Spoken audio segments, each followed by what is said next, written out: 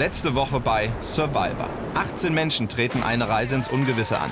Mitten im südchinesischen Meer werden sie für 50 Tage auf einer einsamen Insel ausgesetzt. Eingeteilt in 2 Teams müssen sie zu Verbündeten werden, um zu überleben. Doch die ersten Reibereien lassen nicht lange auf sich warten. Die Leute haben ja auch so einen leichten Schaden, die heute das Haus da bauen, ne? Ja. Ich bin froh, dass die Hütte fertig ist. Die Jungs haben das maßlos unterschätzt. Ja, aber was haben die sich denn vorgestellt? Jo, Party. In der ersten Challenge holt Philipp den Sieg für sein Team. Bei Team Gunung. Es gewinnt Team Tasik! Team Gunung muss in den Inselrat. Dort bekommen sie das überlebensnotwendige Feuer geschenkt. Aber sie verlieren auch ihr Teammitglied Hatnet. Ist Hatnet. Du musst die Insel verlassen.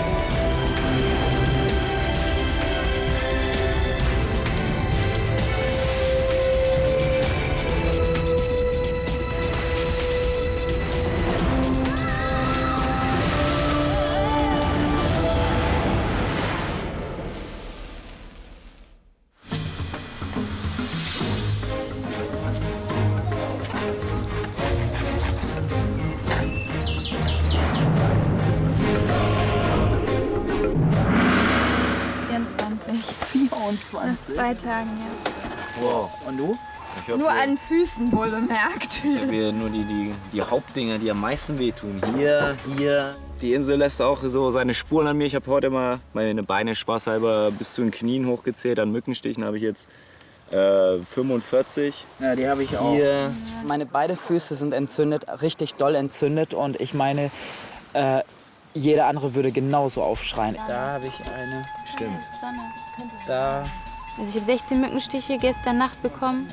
Und dann zu diesen extremen Bedingungen der Hitze, der Sonne und der wenigen Nahrung eben insgesamt ist es schon eine große Herausforderung. Aber hast du gesehen, wie heute die Leute abgebaut haben? Ja, ganz stark. Also gestern ging es ja noch, aber heute war es extrem, ja. Ja, Klima hat ja auch total abgebaut. Ich habe es nur immer vom Dach aus gesehen, als ich gearbeitet hatte, dass sie völlig desolat wirkte. Ja. Ich denke sowieso, dass sich einige vertan haben mit dem Schwierigkeitsgrad, der hier entsteht. Ne?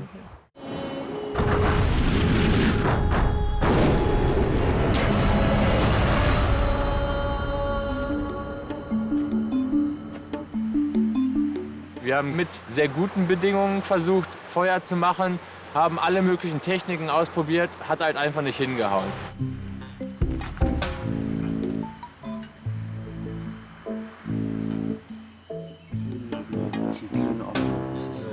Ich hatte gerade richtig Spaß, dass wir das Feuer nicht angekriegt haben. Ich hatte richtig Genugtuung, da kriegten das nicht an. Ich konnte mir das Lachen nicht verbeißen. Weil es ist auch eine Spannung zwischen Männern und Frauen. Nee. Gar keinen Zweck.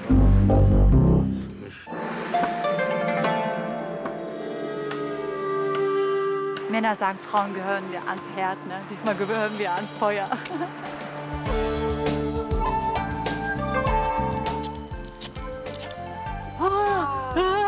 Mein Gott, noch eine. Nee, nicht drüber. Und es hat ja auch super geklappt beim ersten Mal. Die Barbara hat ja die Stelle so ausgekugelt, dann hat die Jasmin die Steine umherum, dann haben wir alle angefangen, 3 Feuer zu machen, so mit Axt und alles. Wir haben alles selber geschafft.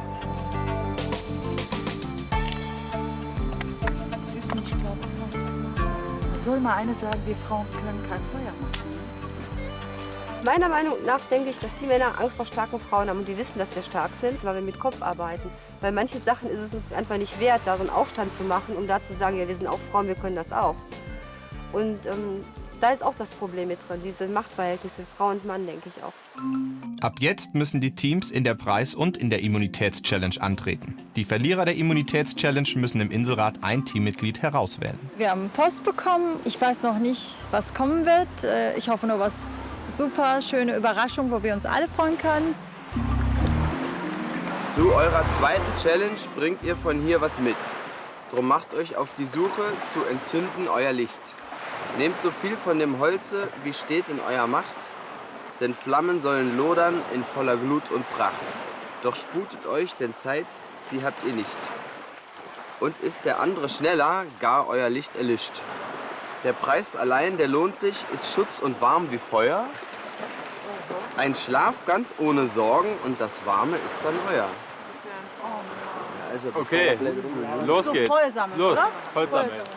Also erlaubt müssen wir möglichst viel Holz mitnehmen, also alles, was wir tragen können. Ein Feuer machen, als Preis vielleicht eine Decke.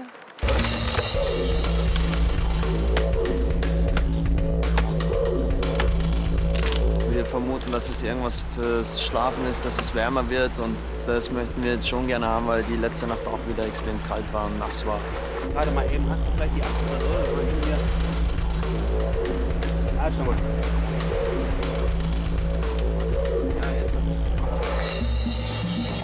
Ich habe sowieso nie Angst zu verlieren. Ich bin immer sehr zuversichtlich, gehe sehr positiv auch in diese Challenge rein und von daher verspüre ich überhaupt keine Angst.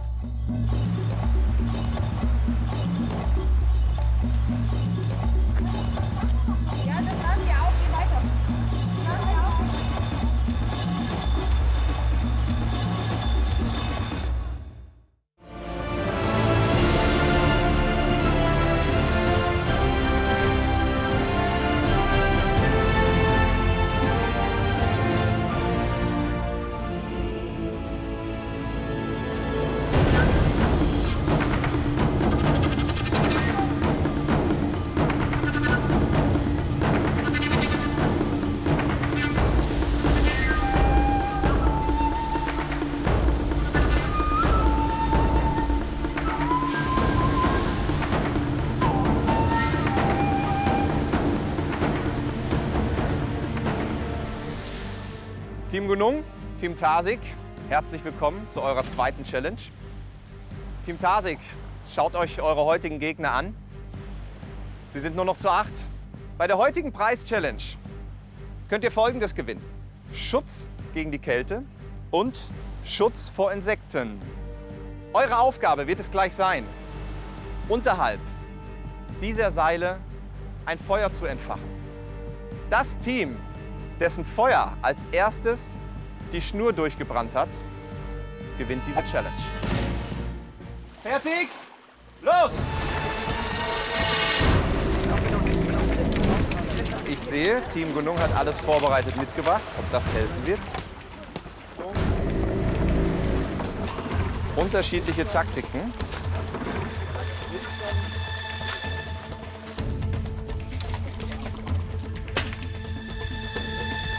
Team Gunung haben schon einen ordentlichen Unterbau mit Holz. Und ich sehe, bei Team Gunung ist Feuermachen Männersache. Aber es will im Moment noch nicht entzünden. Bei Team Tarsig qualmt es schon.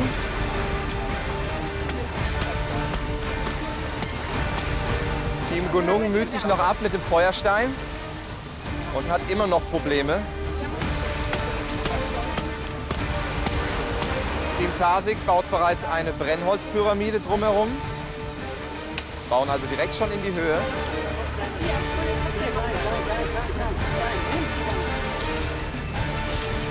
Jetzt auch bei den Gunungen die erste Flamme. Und jetzt wird ordentlich nachgelegt. Die Taktik von Team Tarsig scheint sich zu bewähren. Flamme blättert langsam nach oben. Jetzt erhöht Team Gunung sein Feuer. Denkt daran bitte, euer Brennholz darf die Schnur nicht berühren.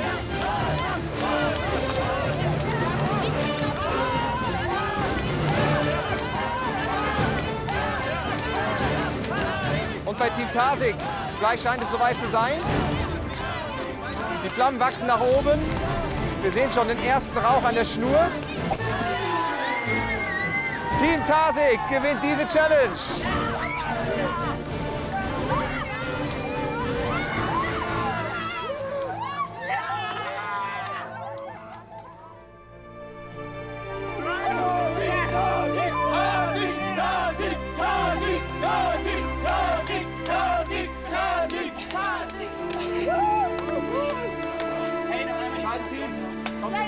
Hier vorne 5 hinten.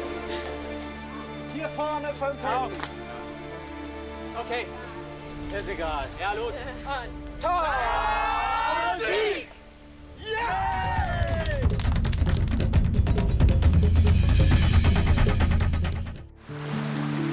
Bei diesem Spiel hätten wir als erstes uns erstmal absprechen müssen. Wir haben dann vorher keine Teambesprechung gemacht. Letztendlich hat es auch daran gescheitert, dass die Männer uns überhaupt nicht haben zu Wort kommen lassen. Die haben uns einfach überredet. Und naja, das Ende war verloren. Aber weißt du, was meine Meinung ist? Unsere Männer, die haben wirklich Angst vor uns. Die wissen, wir können besser Feuer machen. Sie haben es jetzt gemacht. Ich meine, ich würde mich da niemals aufnehmen und sagen, komm, gib es mir. Das wäre total lächerlich gewesen da vor dem Ganzen. Es geht mir jetzt nicht darum, irgendwie Einzelheiten der Durchführung oder so zu besprechen oder zu kritisieren und auch keine Einzelperson oder sonst was. Aber ich meine, unser Verlieren liegt etwas mehr noch an anderen Sachen als nur, dass wir kein trockenes Holz hatten und nicht den richtigen Zunder. Wir hatten eigentlich gesagt, dass die Frauen das Feuer anzündeln, weil die damit Erfahrung haben. Weil das passiert, wir 4 Männer kloppen uns darum, ich noch am schlechtesten von allen.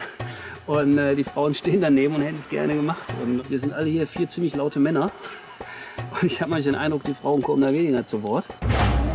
Also ich sag mal nur so, bei dem Feuer beispielsweise, wir haben, ich sag mal Jasmin, ich, Barbara, auch die Elli, wir haben hier schon Feuer gemacht und wir haben auch schon gekocht.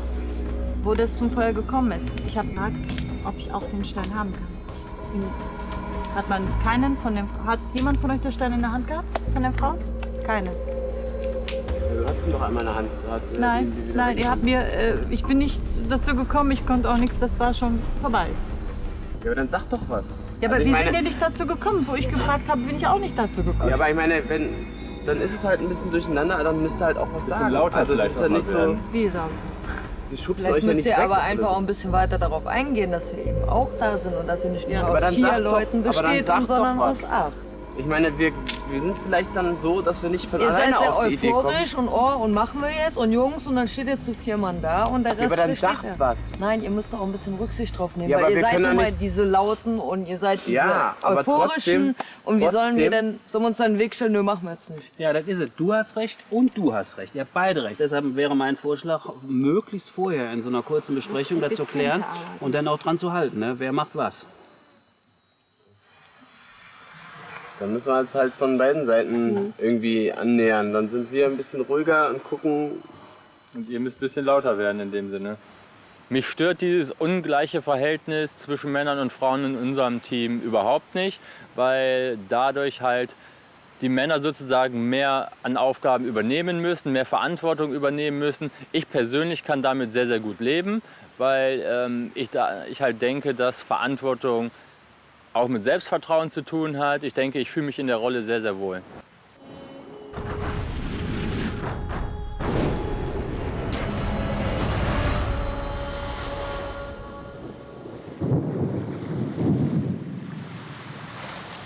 Oh nee, ich habe gerade schon Regentropfen abgekriegt. Ich habe keinen Bock schon wieder auf 3 Stunden Regen hintereinander. Ey. Oh ja, und dann gehst du schlafen und dann ist alles schon nass. Ja, das ist das Schlimmste, die nassen Klamotten.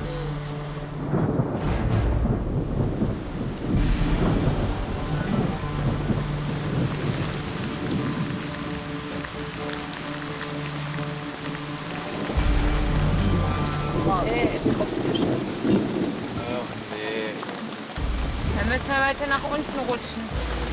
Weiter nach unten. Ja, aber da regnet es ja auch. Von vorne kommt es da. Nee, jetzt geht's richtig los. Hoffentlich küsst sich das jetzt bloß nicht ein, ey. Ich hab gar keinen Bock drauf. Jetzt sieht das, Leute. Jetzt kriegen wir den Arsch richtig nass. Ja, gut.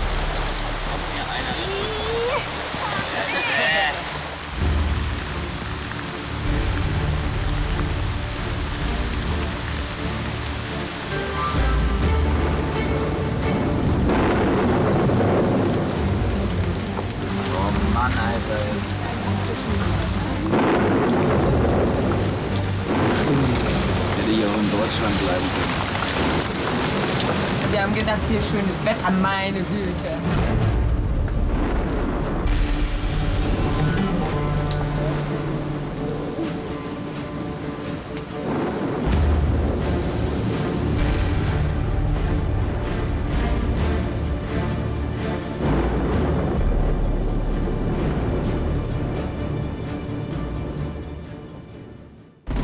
Mir geht es nicht darum, irgendwem was beweisen zu müssen. Ich möchte einfach nach Hause.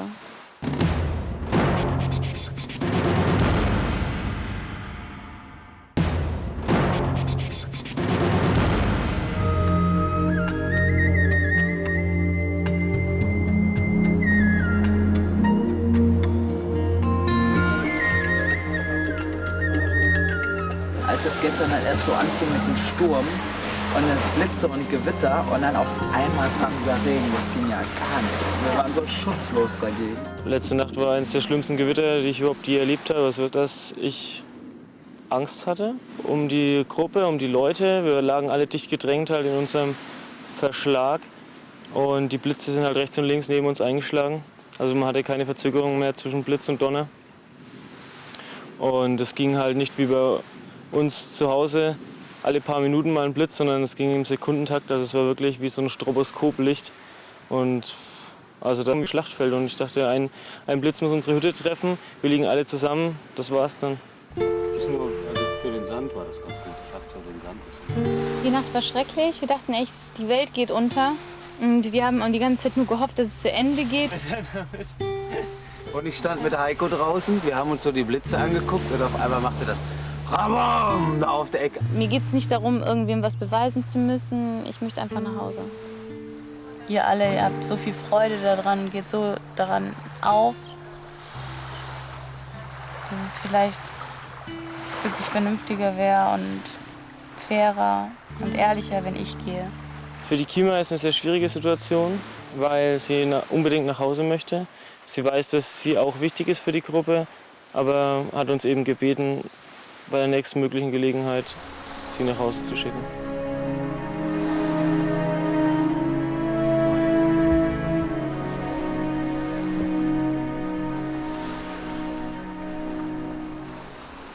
Ich würde sagen, wart das Spiel ab. Das Spiel musste mitmachen.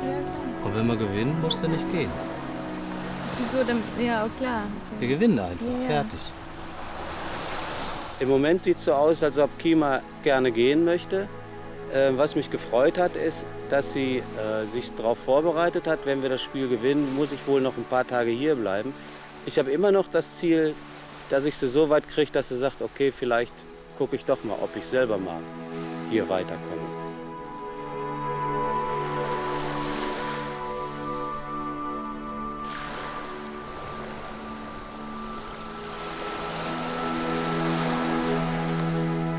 Kima, hast du schon was gelesen? War gut, doch. Wie findest du's? Ja, gut. Aber du siehst so aus, als wenn du noch ein bisschen was gebraucht hättest. Ja, kann nicht mehr. Wenn ich dir mal sagen würde. Ja, wollt ihr? Ja. Aber falls wir verlieren, wählt ihr mich raus, ne? Das hatten wir doch so abgesprochen. Ja. Beim Eliminationsspiel. Ja. Für uns ist natürlich von der taktischen Planung schwierig. Es wäre aber für sie die einzige Möglichkeit, nach Hause zu gehen. Auf der anderen Seite, wenn wir jemanden haben, der auf jeden Fall nach Hause möchte, ist es für uns sozusagen ein Joker, wo wir ein Spiel verlieren können, ohne dass jemand nach Hause muss, der nicht möchte.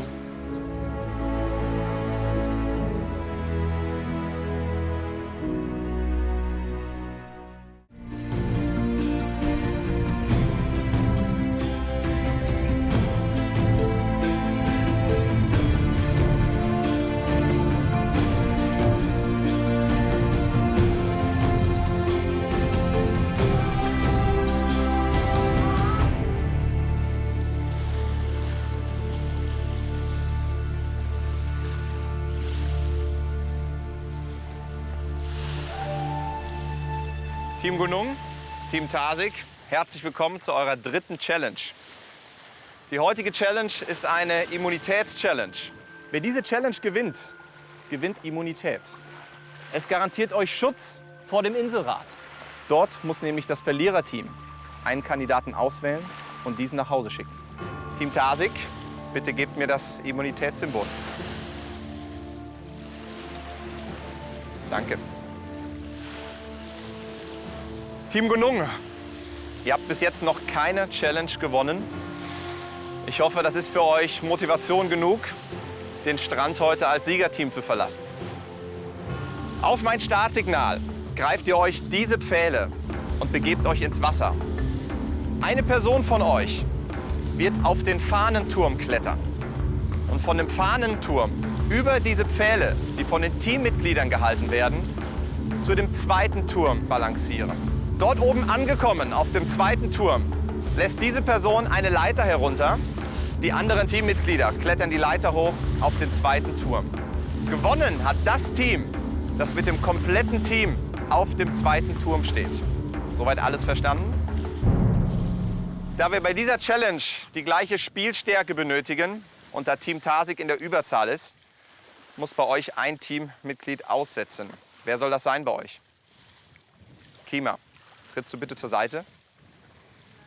Seid ihr fertig? Ihr spielt um Immunität und Schutz vor dem Inselrat. Fertig! Los!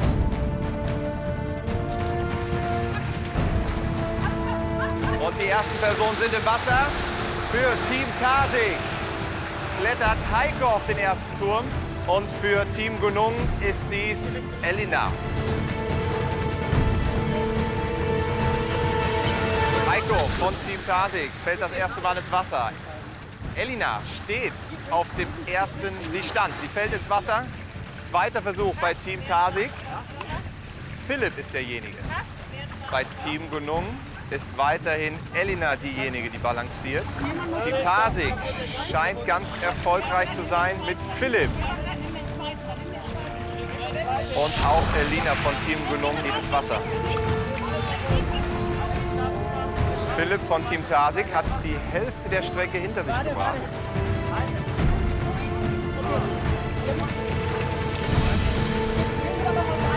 Philipp hat es geschafft.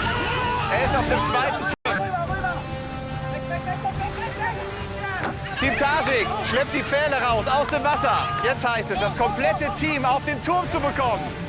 Team Gunung gibt nicht auf. Elina weiterhin die Kandidatin, die über die Pfähle balanciert. Es kommt die vierte Person für Team Tarsig. Jetzt heißt es, oben eine Technik auszuklügeln. Wie bekommt man alle 8 Personen auf die kleine Plattform? Und Elina hat den zweiten Turm erreicht.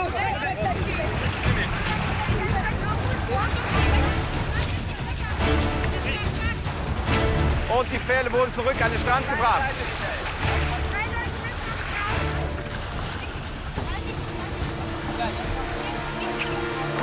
Team Tarsig jetzt mit 6 Teammitgliedern auf dem finalen rettenden Turm. Unglaublich, wie Team Gunung aufholt. Es fehlen nur noch 3 Personen bei Team Gunung. Jetzt bei beiden Teams noch 2 Personen unten. Stolli und Markus, die letzten beiden, die nach oben kommen für Team Gunung. 2 Personen, die noch fehlen bei Team Tarsig.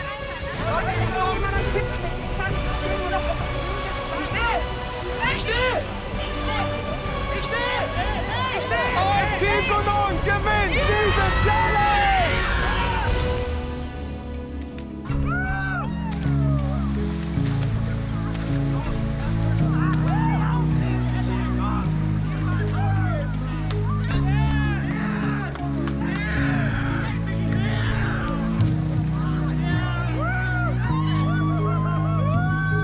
Nach 2 Niederlagen, ein Sieg, da scheint mir die Sonne aus der Puperze.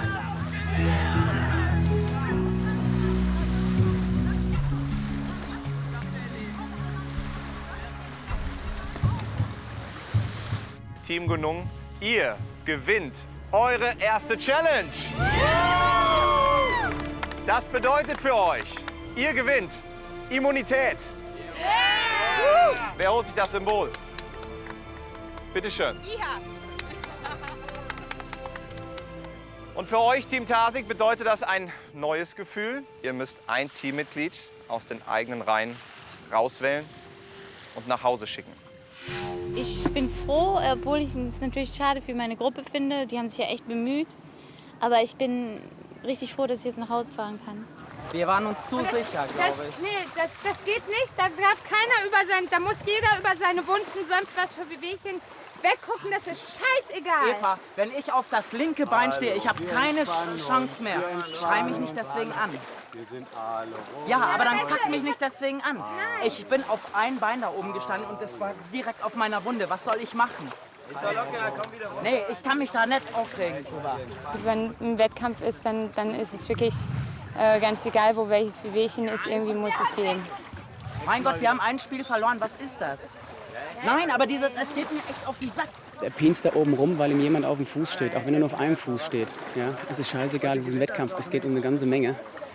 Und wenn wir dann verlieren, versteckt er sich in der Menge und sagt, das Team hat verloren. Scheißdreck. Jetzt lass es einfach. Wenn man dann verliert, dann suchen die Schuld bei anderen Leuten und beschuldigen einen gleich. Und ich finde das einfach nur scheiße, weil so werden wir keine anderen Spiele gewinnen. Wir haben nun mal ein Spiel verloren und das muss auch mal sein. Wir können nicht nur immer gewinnen.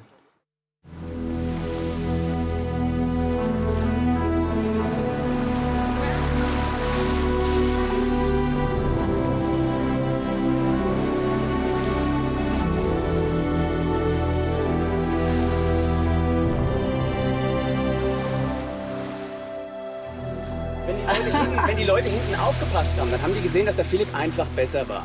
Du wolltest es nicht sehen. Ich habe deinen paralysierten Blick gesehen. Michael, bist du ein Teenie oder ein Kind? Du benimmst dich gerade wie ein kleines Kind. Warum?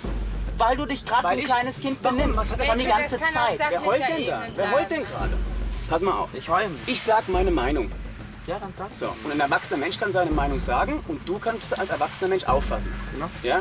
Diesen Kampf hast du zu verantworten, dass wir ihn verloren haben. Das stimmt überhaupt nicht. Das ist so was von Schwachsinn. Wir waren vor den anderen auf der anderen Seite. Du kannst nicht das wir verloren haben, kannst du jetzt nicht auf den Heiko schieben. Ich bin sehr zufrieden damit, wie das Gespräch gelaufen ist, weil sich ein kleines Outing ergeben hat. Ich weiß also, welche Leute massiv hinter dem Heiko stehen. Das wollte ich so. Das war mir klar nach dem Wettkampf, dass ich dieses Gespräch führen werde. Meiner Meinung nach ist er derjenige, der zurzeit hier am meisten verletzt ist. Nee, das bin ja wohl ich. Doch, er kann Rücksicht nehmen. Wenn er verletzt und dann wäre sie mitgelaufen. Ja, das hätten wir vielleicht vorher mal richtig besprechen Ja, sollen. wirklich. Warum sagst du denn sowas nicht? Warum sagst du sowas am Ende? Weil ich genauso auf die Fresse gekriegt habe. Nee, mit Sicherheit sorry. nicht. Michael, wir sind ein Team und wir halten zusammen, egal was passiert. Du sonderst dich gerade ab und bist egoistisch. Du eben also auch, das sind 250.000 Euro. Du denkst an dich in dem Moment und nicht an das Team. Du bist ein schlechter Verlierer in dem Moment. Nee, überhaupt nicht. Natürlich. Wir sollten uns nur das nächste Mal jeder für sich wirklich überlegen, ob er einsatzfähig ist. Meine Meinung. Und da fängt der Teamgeist auch an. Ja gut, wenn er auf seine Meinung beharrt, dann lass es sein. Dann soll er weiter drauf beharren. Das ist mir kackegal, das geht mir am Arsch vorbei. Das Gespräch eben mit Michael und generell in der Gruppe, das finde ich einfach nur peinlich. Also klar, ich habe mich tierisch drüber aufgeregt, so bin ich. Das mache ich immer, ich raste immer so ein bisschen aus. Aber dass ich mich beschuldigen lasse von irgend so einem Penner, sorry für das Wort, das mache ich jetzt, aber der hat mich eben auch beleidigt, lasse ich nicht auf meine Schuhe wachsen, also das ist, oder auf meine Schulter wachsen, weil man kann nicht als Team funktionieren und da kriege ich alleine die Schuld, nur weil ich das erste Mal runtergefallen bin. Philipp ist nämlich genauso runtergefallen wie ich beim ersten Mal. Jetzt reden wir es mal ein bisschen runter, weil Kima hat ja eh keinen Bock mehr, weißt du? Und die Konsequenz daraus, dass wir verloren haben, ist, dass Kima nach Hause fliegt. Ich hoffe, dass die anderen sich dran halten und mich auch rauswählen, weil zurzeit eben viele auch unglücklich sind mit der Situation und mit den extremen Umständen. Ich hoffe, dass ich dann auch rausgewählt werde, sicher. Hier ist eure Entscheidung. Kima, Eva, Heiko.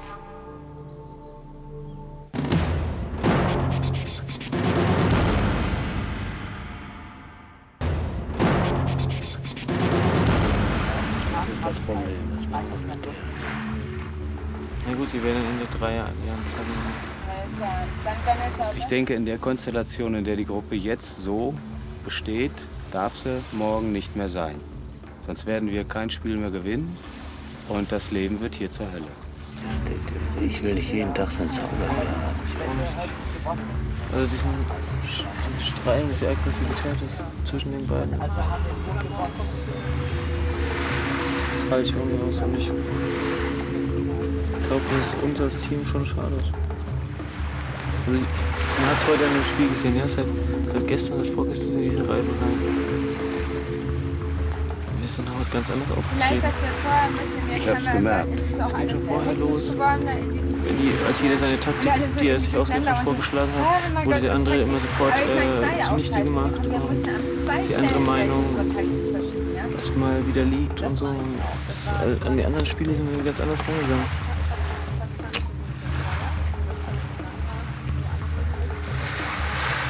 Das ist echt so schwer. 2 verschiedene Stellen und 2 Sachen, die wir anders geplant hatten und dann nicht gelaufen haben. Das muss man auch sehen. Und die eine haben wir sehr gut geplant gekriegt. Und die andere hat uns halt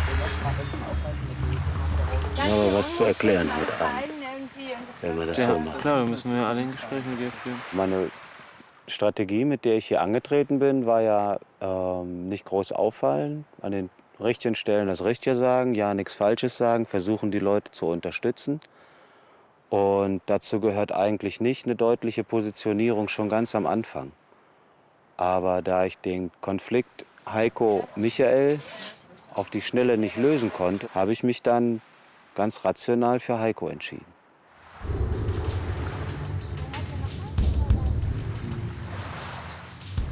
Also Leute, wie sicher sind wir eigentlich, dass Kimo heute Abend rausgewählt wird und nicht einer von uns? Von uns, allen 4 kriegt sie die Stimme. Ja. Nur, was ist mit den anderen? Darauf tippen die. Die glauben, wenn einer von uns rausgewählt wird, oder ich zum Beispiel, dann hört die auf. Also es ist kackegal. Also wählt einen von uns raus. Also das kann sehr, sehr gut passieren. Ja. Für mich ist die Frage einmal, wenn das so ist, wie es ist, und Kima ist zu Hause, haben wir ein 4-4. Ja. Was passiert dann? Ja, die werden von Susanne versuchen, auf ihre Seite jetzt vollkommen zu kriegen, damit sie uns dann nacheinander ausschalten würden, wie wir es jetzt bei denen sonst machen. Ja. Und dann ist denen ihre aber Taktik das ist doch unser Plan. Das ist unser ursprünglicher Plan gewesen. Guck mal, wenn wir jetzt richtig asozial wären, Ja, aber ne? die sind ja auch nicht doof. Ja, ich würde am liebsten das dumme egoistische Arschloch schon jetzt rauswählen. Aber, Den Michael, meinst du? Ja, aber ich meine, das zählt genau. Wir würden ihn auf jeden Fall alle rauswählen, aber wir haben Kima versprochen, dass wir sie rauswählen. Wir müssen auf jeden Fall jetzt gucken, wer für wen stimmt heute Abend. Sonst kann es echt sein, dass einer von uns gehen muss. Ich denke mal, dass ich ganz weit oben auf der Liste stehe. Kima möchte auf jeden Fall nach Hause gehen, das hat sie heute mehrmals gesagt. Und den Wunsch werden wir auch auf jeden Fall erfüllen. Wir haben es ihr versprochen und alles andere wäre jetzt einfach nur unfair. Und obwohl sie jetzt heute gehen wird, sie ist immer noch ein Teil von unserem Team.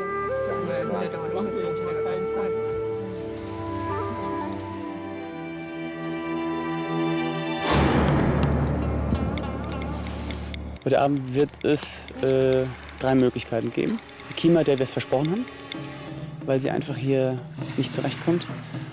Aber nach dem Disput vorhin denke ich, welche Leute ein Zeichen setzen, nehmen an, dass die andere für die Kima stimmen und schwupps ist eben der Heiko oder ich raus.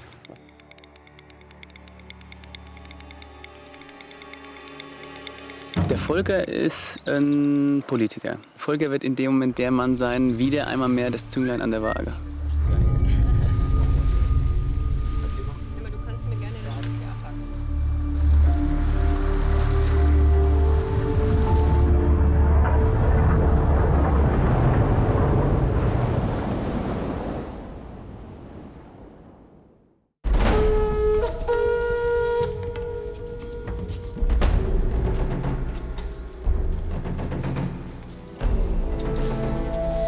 Also so ein Inselrad ist die schlimmste Situation, die ich mir vorstellen kann. Schon allein deswegen wünsche ich mir, wir hätten das Spiel gewonnen, um nicht in diese Situation zu kommen. Ich muss auf jeden Fall jemanden enttäuschen, dem ich vielleicht mein Wort gegeben habe. Ich hoffe, dass sich niemand umentscheiden wird und jeder sein Wort halten wird und mich auch rauswählen wird.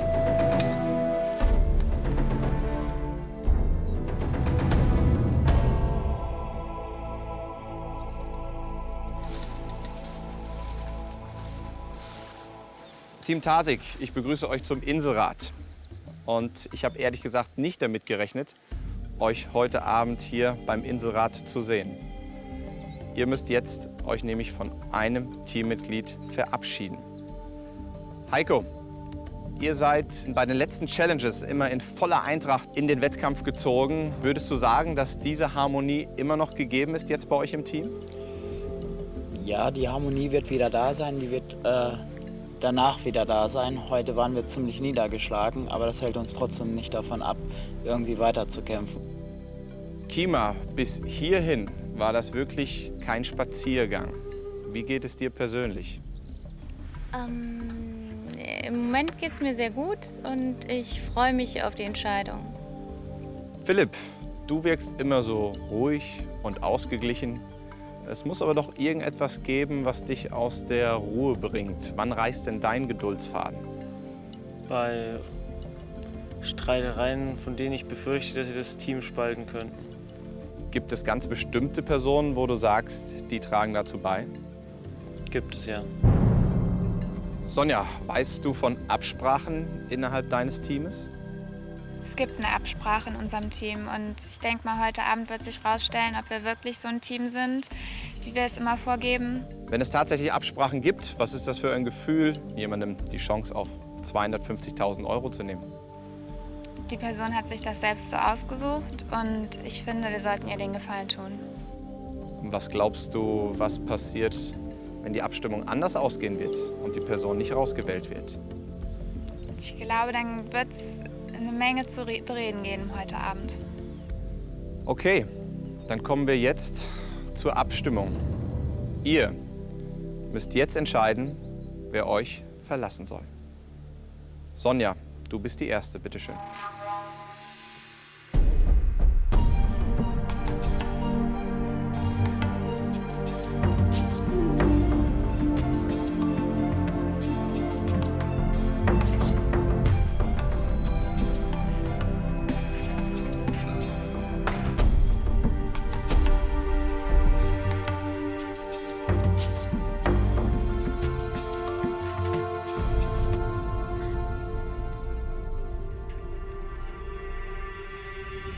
Bitte ess ganz große Portion Schokoladeneis für mich.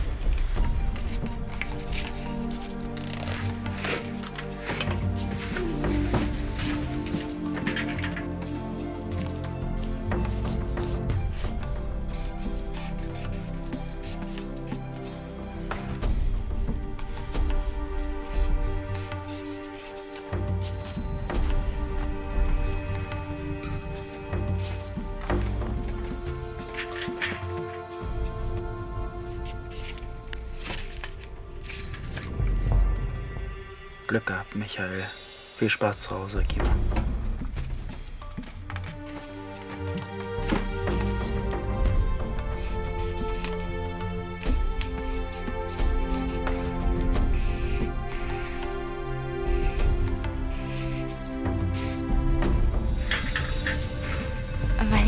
Weil ich glaube, dass sie sonst keiner wählen wird.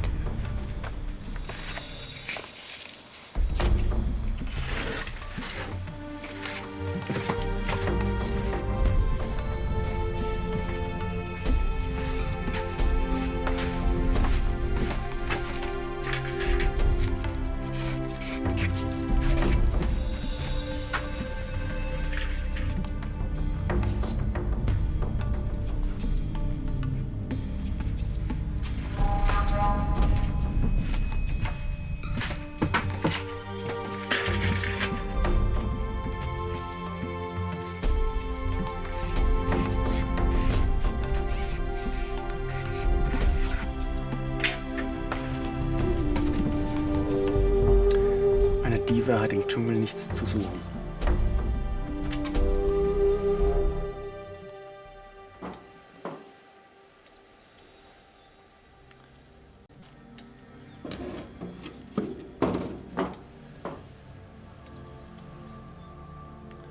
Ihr habt gewählt. Hier ist eure Entscheidung.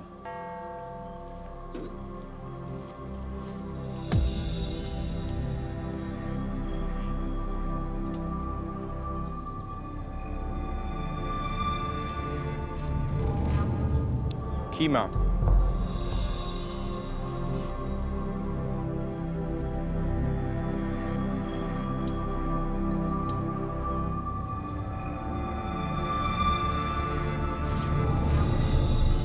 Kima. 2 Stimmen für Kima.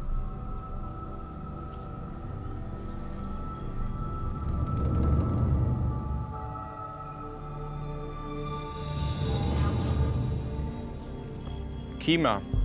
3. Stimme für Kima.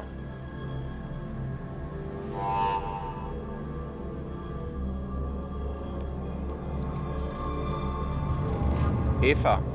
3 Stimmen für Kima. 1 Stimme für Eva.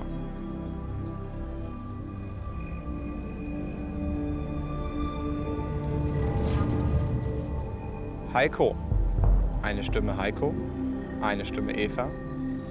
3 Stimmen für Kima. Heiko. 2. Stimme für Heiko.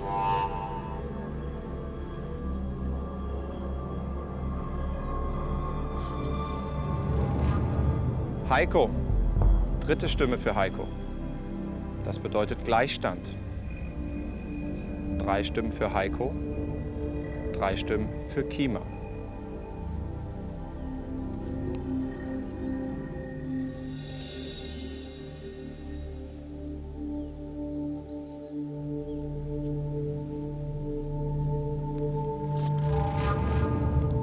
Heiko. 4 Stimmen für Heiko. 3 Stimmen für Kima. Das bedeutet, mit der nächsten Stimme kann entschieden werden, wer die Insel verlässt. Sollte auf dem nächsten Zettel Heiko stehen, muss Heiko die Insel verlassen. Steht auf dem nächsten Zettel Kima, dann haben wir Gleichstand und ihr müsstet erneut wählen. Die letzte Stimme.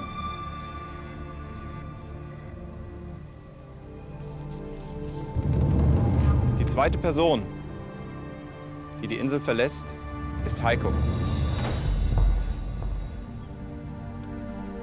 Heiko, nimmst du bitte deine Fackel? Kommst du mit zu mir nach vorne?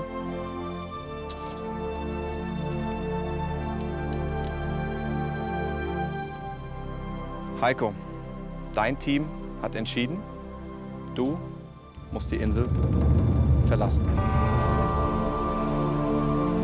Viel Spaß euch noch.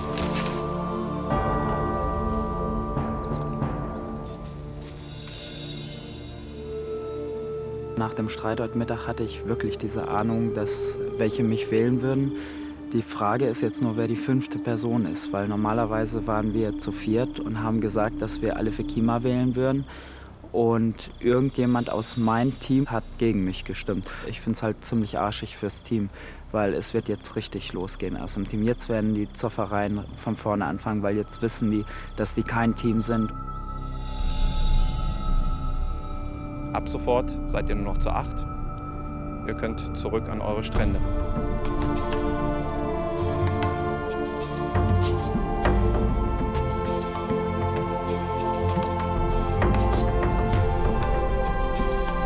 Und wir sehen uns bei der nächsten Challenge. Total asozial.